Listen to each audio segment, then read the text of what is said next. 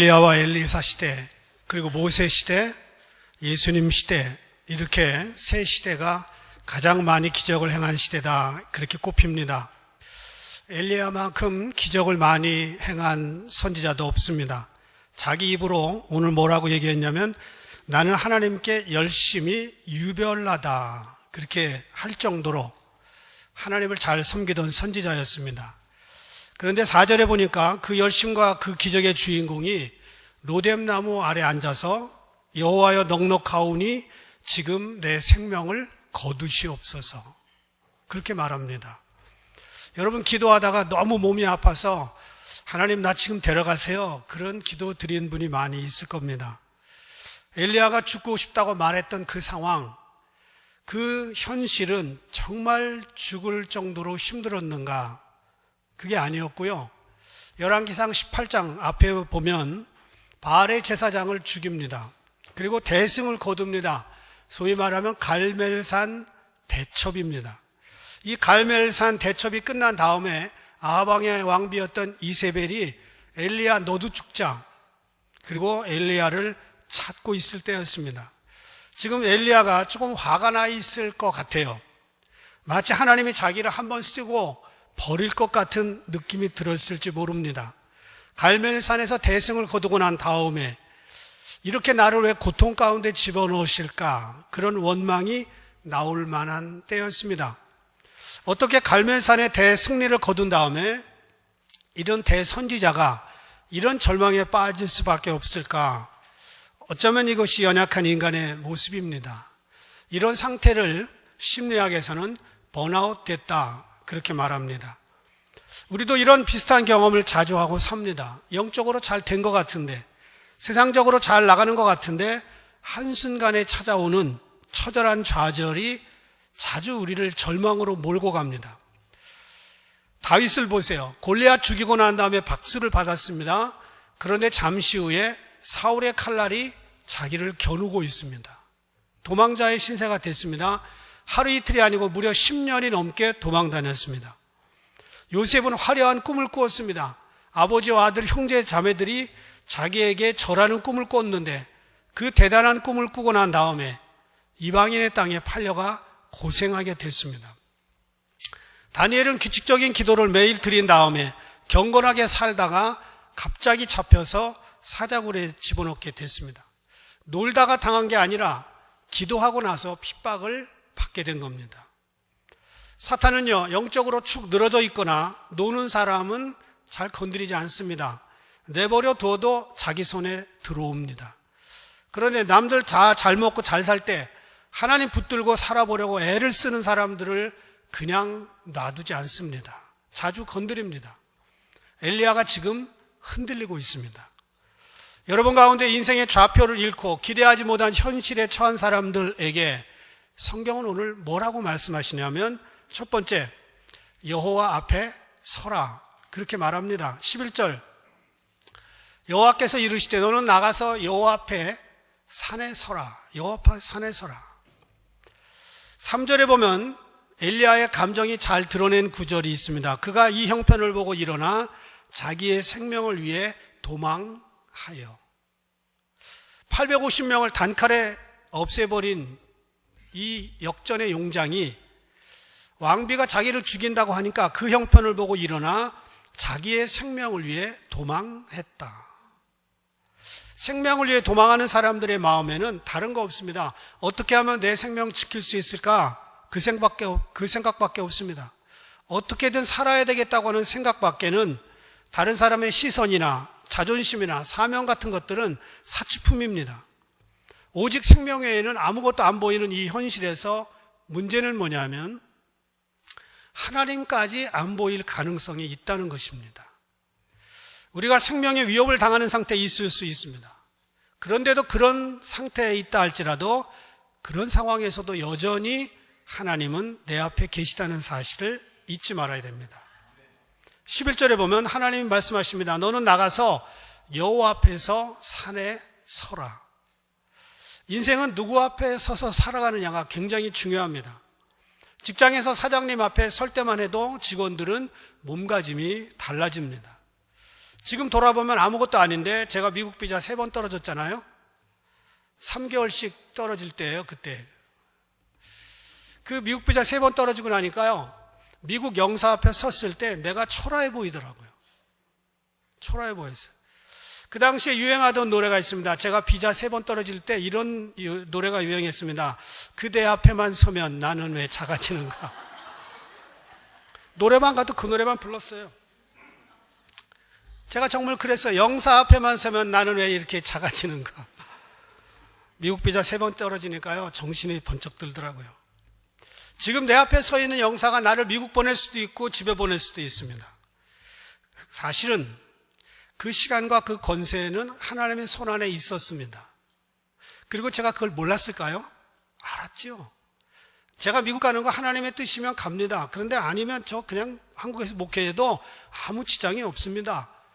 했음에도 불구하고 영사 앞에 섰을 때 내 마음이 조마조마하더라고요. 이게 연약한 인간의 본 모습입니다. 하이웨이를 달리다가 경찰이 나를 세웠어요. 그런데 죄를 짓지 않았습니다. 그런데 마음에서는 벌써 두근반 세근반, 그렇죠? 합해서 6근. 지금 죽음을 두려워하고 있는 로뎀나무 아래에 있는 엘리야에게 하나님이 말씀하십니다. 너는 여호와 앞에 산에서 서라. 아니, 이스라엘 어느 땅에 가면 여호와 앞에 없습니까? 다 있어요. 라틴어에 코람데오라는 말이 있는데, 코람은 앞에라는 말이고 데오는 하나님을 뜻합니다. 이 두 단어가 합쳐서 하나님 앞에서 코람데오입니다. 16세기 종교개혁자들이 부패했던 중세시대를 사는 성도들에게 오직 하나님의 이름을 높이고 하나님께 영광을 돌리고 하나님의 권위 아래 살며 하나님 앞에 사는 삶을 살아야 된다고 외쳤던 종교개혁의 대명제가 코람데오입니다. 그런데 요즘 시대는 코람 호미니부스, 사람 앞에 잘 보이려고, 코람 문도, 세상 앞에 자기를 드러내는 그런 시대입니다. 그런데 우리는 어떤 일이 있어도 내가 지금 하나님 앞에 산다고 하는 것을 알아야 됩니다. 아브라함이 늘 하나님 앞에 살았습니다. 하나님이 명령하면 75세의 집을 떠났어요. 하나님이 명령하니까 자기 아들을 바쳤습니다. 노아도 그랬어요. 창세기 7장 1절 여호와께서 노아에게 이르시되 너와 내 온 집은 방주로 들어가라. 내가 이 세대에 내 앞에서 의로움을 내가 보았습니다. 노아는 하나님 앞에서 의로웠습니다. 사무엘하 6장 보니까 다윗이 언약궤가 들어올 때 춤을 추며 찬양을 하는데 왕의 아내였던 미갈이 창문으로 그 모습을 내다보고 업신여깁니다. 한나라의 왕이 저거 지금 뭐 하는 건가? 그러자 사무엘하 6장 21절 다윗이 미갈에게 이르되 이는 여호와 앞에서 한 것이니라. It was before the Lord. 사도행전 4장에 보면 안전뱅이를 일으킨 베드로와 요한에게 칭찬이 돌아온 게 아니라 법정에서 서라 그런 공문이 날아왔어요. 그때 관원들이 다시는 예수의 이름으로 말하지도 말고 가르치지도 말라 그렇게 이야기하자 사도행전 4장 19절에서 베드로가 말합니다. 가로되 하나님 앞에서 너의 말 듣는 것이 하나님의 말씀 듣는 것보다 옳은가 판단하라. 괄호 열고 이 멍청한 사람들아 괄호 닫고 이렇게 된 거예요. 캔사스 시티에 가면 아이압이 있는 애 국제 기도의 집입니다. International House of Prayer. 거기는 International House of Pancake이 아닙니다. 거기에 리드싱어가 미스티 에드워드라고 하는 리드싱어가 있어요. 저도 봤는데 얼굴도 이쁘고 노래도 잘해요. 바로 저 여인입니다. 1999년에 처음 예배를 아이압에서 시작할 때 초창기 멤버였습니다. 그때 이 아이압이 24시간 기도의 집으로 유명했습니다. 2시간씩 시간을 맡아가지고 하루에 12명이 돌아가며 찬양을 합니다. 그런데 자기 자신은 새벽 시간에 넣어달라고 그 이야기를 합니다. 초창기라 아무도 없을 때예요. 더욱이 새벽 4시부터 6시까지는 아무도 없고 있어봐야 한두 명 와서 졸다 가는 시간입니다. 그런데 그는 사람이 아니라 하나님 앞에서 찬양하는 거였기 때문에 상관이 없다 그랬어요. 그 후에 기도의 집이 유명하게 돼서 미스티 에드워드가 여기저기 수많은 관중들 앞에 찬양을 합니다. 그러면서 이렇게 고백을 해요. 나는 초창기 아무도 없을 때 예수님 당신만 볼 때가 더 그립습니다. 나는 주님과 둘이서만 피아노로 예배할 때가 더 좋았습니다. 지금 3만 명 앞에서 예배를 인도해도 감동이 없습니다. 그리고 기도하면서 자기가 찬양을 멈추지 않고 정말 2시간 동안 찬양했던 그 시절을 기억하면서 그 감흥과 그 영역이 떨어진 것을 알고 6개월 동안 매일 6시간부터 8시간까지 주님 앞에서만 자기가 회복될 때까지 기도했다고 고백한 적이 있습니다. 코람데오의 고백이다. 저도 7,500명 앞에서 설교한 적이 있는데, 유크레인 가가지고요, 7,500명 앞에서 3번 설교했는데 별로 그 인원에 대한 감흥이 없어요. 오히려 제가 개인적으로 주님 앞에 혼자 이렇게 기도할 때가 더 내 마음이 감동이 돼요. 여러분, 우리가 서 있는 곳이 어디든 그곳이 하나님의 임재가 있다면 그곳이 바로 성전입니다. 그곳이 바로 여호와의 앞입니다. 엘리야가 섰던 그 자리, 우리가 날마다 그 여호와의 앞에 서야 될 줄 믿습니다. 두 번째, 하나님이 이렇게 말합니다. 내가 어찌하여 여기 있느냐. 13절. 엘리야가 듣고 겉옷으로 얼굴을 가리고 나아가 굴 어귀에 섬에 소리가 그에게 임하여 이르시되, 엘리야야, 내가 어찌하여 여기 있느냐. 이 물음은 성경에 여러 번 나옵니다. 제일 먼저 나온 게 창세기 3장 9절이죠. 아담아, 내가 어디 있느냐. 하나님이 에덴 동산에서 지금 아담과 하와 더불어 숨바꼭질 하시는 게 아니에요. 하나님이 몰라서 묻는 게 아니라 장소를 묻는 게 아닙니다. 타락한 인간에게 너가 어디 있느냐 장소를 물은 게 아니고 너의 실존이 어디 있느냐, 너의 영적 현주소가 어디 있느냐 애타게 찾고 계시는 하나님의 심정이 드러난 질문입니다. 하나님께서 아담이 어디 있는지 몰라서 그런 게 아니에요. 너는 지금 죄의 자리에 있다, 내 앞에서 사라졌다는 얘기예요. 요나가 사명을 버리고 니느웨로 가지 않고 다시스로 갈 때 요나서 1장 3절은 이렇게 기록했습니다. 요나가 여호와의 낯을 피하려고 일어나 다시스로 도망했다. 이스라엘 어느 땅에서 여호와의 낯을 피할 수 있겠어요? 다시스로 가면 하나님의 얼굴이 안 보일까요? 뭐 평생 안 보이겠지만, 그러나 다시스든 니느웨든 여호와의 통치를 벗어난 지역은 한 군데도 없습니다. 그런데 성경은 도망가는 요나를 보고 여호와의 낯을 피하려고. 그래서 우리가 알 수 있는 것은 내가 어디 있느냐 이 질문은 장소의 물음이 아니라 사명에 대한 물음입니다. 이 물음은 내가 있는 자리에 대해 묻는 게 아니라 내가 가진 소명과 인생의 목적에 대하여 묻고 있는 것입니다. 생각해 보세요. 제가 어느 날 어거스타에 있는 술집에서 나오고 있어요. 그때 여러분 중에 저를 본 사람이 있으면 목사님이 왜 저기서 나오지? 할 겁니다. 이 말은 목사와 술집이 잘 어울리지 않는다는 말이에요. 그런데 다른 교회 교인들은 저를 그렇게 생각할 겁니다. 그런데 우리 교회 성도들은 그럴 거예요. 목사님이 술집까지 다니면서 전도하시나? 이럴 거예요. 저는 그렇게 믿습니다. 성도들은요, 세상 어디든지 다 갈 수 있습니다. 그런데 아무 데나 가서는 안 됩니다. 있어야 될 자리가 있어요. 기도의 자리가 있고요, 예배의 자리가 있고요, 사명의 자리가 있습니다. 엘리야가 숨어 있었던 그 동굴을 제가 사진으로 본 적이 있고요, 그 산을 가봤습니다. 안전하기는 하지만 사명의 자리는 아니라는 거예요. 그래서 묻는 거예요. 내가 어찌하여 여기 있느냐. 시편 1편에 보면 복 있는 자가 가야 될 자리가 있고 가지 못해야 될 자리가 있습니다. 성경은 그렇게 기록했습니다. 죄인의 길에 서지 말며 오만한 자의 자리에 앉지 말라. 그러면 어디 가야 되는가? 여호와의 율법을 즐거워하며 그 율법을 주야로 묵상하는 자로다. 그러면 어떻게 돼요? 시냇가에 심은 나무가 시절을 쫓아 과실을 맺으며 그 잎사귀가 마르지 아니함 같으니 무릇 형통하리로다. 하나님께서는 지금도 세상에 잃어버린 영혼들을 향하여 그렇게 묻고 계시는 것입니다. 내가 어디 있느냐? 낙심한 성도들에게, 시험 들어가지고 있는 성도들에게 묻습니다. 내가 왜 절망의 자리에 있느냐? AD 64년에 네로가 로마 시내에 불을 지르고 시를 썼습니다. 뒷감당이 안 되니까 어떻게 할 줄 모르고 있을 때 그의 첩이 이렇게 말합니다. 기독교인이 했다고 누명을 씌워라. 그들은 언젠가 불로 세상을 심판한다는 말을 퍼뜨렸기 때문에 그렇게 해도 괜찮다. 로마 기독교인들이 잡혀가기 시작했습니다. 불을 지른 방화범으로.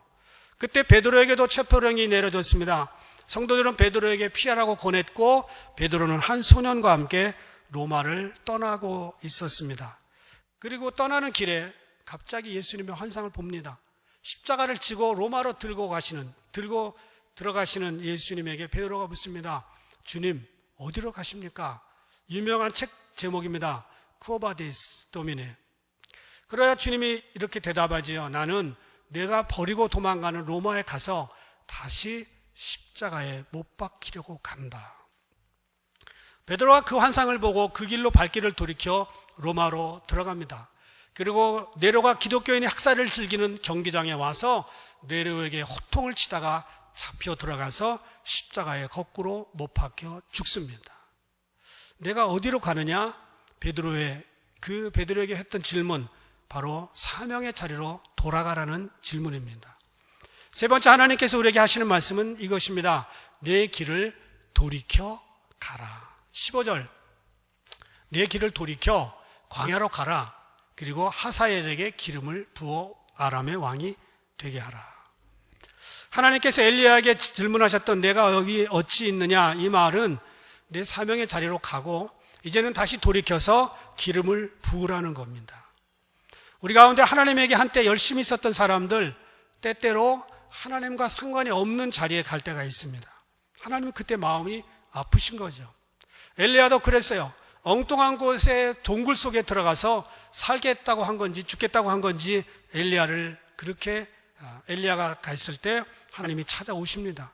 내가 여기 왜 있느냐? 사명의 자리로 돌아가서 하사엘에게 기름 붓고 엘리사에게 기름 붓고 기름 부어서 그들이 왕이 되게 하고 선지자 되게 하라는 거예요. 그러면서 불 가운데도 아니면 광풍 가운데도 하나님 계시지 않고 세미한 음성으로 말씀하십니다. 하나님의 세미한 음성, 이것이야말로 우리 인생이 들어야 될 진정한 소리입니다. 하나님과 동행한다는 말이 뭘까요? 보이지 않는 하나님인데 그분의 음성을 듣는다는 거예요. 그분의 음성을 세밀하게 들어야 됩니다. 마지막 시대 신앙생활 정말 잘해야 되는데 이벤트나 행사 중심이 아니라 세미한 음성을 들어야 됩니다. 갈급해야 됩니다. 그 음성을 그리워해야 됩니다. 오늘 이 자리에서 하나님께서 여러분 각자에게 말씀하시는 세미한 음성을 들어야 됩니다. 너는 내 길을 돌이켜라. 사도행전 27장에 보면 바울을 로마로 호송하던 배가 있는데 광풍을 만납니다. 유라굴로. 276명의 목숨이 위태로운 상황일 때 바울이 이렇게 말하지요. 내가 속한 바, 곧 내가 섬기는 하나님의 사자가 어젯밤에 내 곁에 서서 말하되 바울아 두려워하지 말라. 내가 가이사 앞에 서야겠고 또 하나님께서 너와 함께 항해하는 자를 다 내게 주셨다 하였으니 나는 내게 말씀하신 그대로 되리라고 믿노라. 하나님을 믿노라. 역사의 열쇠는 선장에게 있지 않았습니다. 그 로마 군인들에게 있지 않았습니다. 하나님의 세미한 음성을 들었던 바울에게 있었습니다. 하나님은 바람의 방향을 주관하시고 그 배에 탄 276명의 운명을 쥐고 있었습니다. 그리고 그 운명의 소리를 바울에게만 어젯밤 얘기하셨습니다. 걱정하지 마라. 이 음성을 우리가 들어야 됩니다. 하나님 앞에 서 있는 사람에게 유행처럼 휘몰아치는 유라굴로의 광풍 같은 것은 큰 의미가 없습니다. 오히려 하나님의 세미한 음성을 들었던 사람, 그 사람에게 희망이 있고 비전이 있고 꿈이 있는 겁니다. 이 시대 많은 사람들이 세상의 바람 앞에서 어쩔 줄 모르고 살고 있습니다. 하루가 다르게 쌓여가는 지식의 바람을 붙잡으려고 신문을 뒤적거리면서 방송을 듣고 애를 씁니다. 엄청나게 쏟아지는 정보의 바람을 붙잡으려고 애를 씁니다. 어떤 사람은 돈바람, 어떤 사람은 쾌락의 바람, 어떤 사람은 춤바람. 중국은 지금 우한폐렴의 바람 앞에 맥을 못 추고 있습니다. 그렇게 똑똑하고 과학을 발달시킨 호모사피엔스들이 지금은 중국의 우한 앞에 어쩔 줄 모르고 길이 없어요. 마스크 하나 쓰는 게 전부였습니다. 무너짐의 속도가 엄청나게 빠르게 지금 세상이 달라지고 있습니다. 영원한 것을 붙들어야 됩니다. 그것은 하나님의 세미한 음성입니다. 히틀러의 독일 정권에 저항하다가 순교한 본회포 목사님이 있습니다. 3년 동안 참혹한 나치의 감옥 속에 갇혀 있었습니다. 그분이 쓴 옥중서간이라는 책을 제가 대학생 때 읽었습니다. 거기에 이런 글이 나와요. 내가 고통을 당하는 것, 내가 매맞는 것, 내가 죽는 것, 이것이 그리 심한 것은 아니다. 나를 참으로 괴롭게 하는 것은 내가 감옥에서 고난을 당하고 있는 동안 밖이 너무 조용하다는 사실이다. 지금 히틀러의 칼바람이 불고 있는데 밖이 너무 조용하다는 거예요. 저항을 해야 되는데, 의를 외쳐야 되는데, 그들은 히틀러를 두려워했습니다. 시대를 향하신 하나님의 세미한 음성을 거절했습니다. 요즘도 마찬가지예요. 교회가 이렇게 욕을 먹고 이미 갈 때까지 갔고 교회의 위신과 성도들의 위신이 땅바닥에 추락했는데 아무도 외치지 않습니다. 편안히 잠만 자고 있습니다. 이렇게 가다가는 한국교회 다 죽습니다. 그런데 때에 대해서 이야기하는 사람도 적고 정의를 외치는 사람도 적습니다. 옛날에 기도원은요, 사람들이 꾸역꾸역 모여들었습니다. 연초 8.15 무슨 할러데이면 전부 기도원에 갔습니다. 그런데 요즘 안 돼요. 안 모여요. 기도원이 팔려고 내놓은 기도원이 많아요. 최근에 팔린 어느 기도원은 불교에서 사갔어요. 암자로 바뀌었습니다. 한때 여름마다 수련회와 성경학교로 들썩이렸던 그런 추억들이 이제는 다 사라졌습니다. 동네 학원이나 학교에서 기획하는 여름 프로그램이 너무 재밌기 때문에 거기에 학생들이 몰려들고 있습니다. 지금 유럽교회의 모습, 텅 빈 모습들이 앞으로 10년, 20년 후에 한국교회의 모습이 될 가능성이 농후합니다. 갈수록 심각해지고 있어요. 주님이 우리들에게 물어요. 내가 여기서 뭐 하고 있느냐? 돌이켜 한국교회를 세워라. 돌이켜 이 시대의 교회들이 깨어있게 하라. 그런 이야기를 우리에게 하시는 거예요. 붙들고 울며 기도하라는 거예요. 북한에 있는 2,400만 백성들, 그들은 너와 무슨 상관이 있냐? 무슬림의 20억이 지금 나를 모른다. 힌두교의 10억이 나를 모르고 있다. 기도하라. 지금 게으르고 나태할 시간이 없는데 우리는 여전히 동굴 속에 숨어있는 그런 케이브 신드롬, 그런 사람들이 많이 있습니다. 세상을 살리기 위해서 우리는 지금 가던 길을 돌이키고 우리의 사명을 감당해야 됩니다. 2001년에 뉴욕에서 쌍둥이 빌딩이 무너질 때 다른 사람들은 먼지를 뒤집어 쓰고 밖으로 도망 나왔습니다. 그때 수백 명의 사람들이 거길 들어갔는데 소방대원들이었습니다. 대부분 죽었습니다. 그러나 그들에게는 재난의 현장에 들어가야 될 사명이 떨어졌어요. 나오라는 사명은 아직 없었습니다. 그들은 사람을 구하러 들어갔다가 대부분 죽었습니다. 하나님의 사람들은 그 시대 그 장소에서 해야 될 미션이 있습니다. 있어야 될 자리가 있습니다. 만약에 교회가 그 사명을 감당하지 못하면 촛대를 옮길 것이고요, 하나님은 또 다른 사람을 세우게 될 겁니다. 몇 년 전에 초강력 태풍이 필리핀을 덮쳤습니다.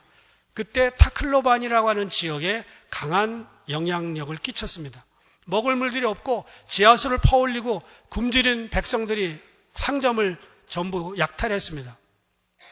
정부 식량 창고를 습격해가지고 쌀 10만 가마를 약탈하다가 8명이 압사당해 죽었습니다. 태풍이 지나간 타클로반 한 동네에 교회가 있었습니다. 그 교회 이름은 이글레시아 니 크리스토, 이단 교회입니다. 이글레시아 니 크리스토는 필리핀에서 가장 큰 이단 교회였습니다. 태풍이 몰아닥쳤을 때 동네에서 가장 튼튼한 건물이 교회밖에 없었어요. 주민들이 막 몰아닥쳤는데 교회에서 문을 걸어 잠갔습니다. 교인들이 아니라고 하는 이유 때문에. 결국 교회 앞에서 수없는 빈민촌의 사람들이 태풍으로 죽었습니다. 그런데 문제는 세상 사람들이 그게 이단 교회라는 걸 모른다는 거예요.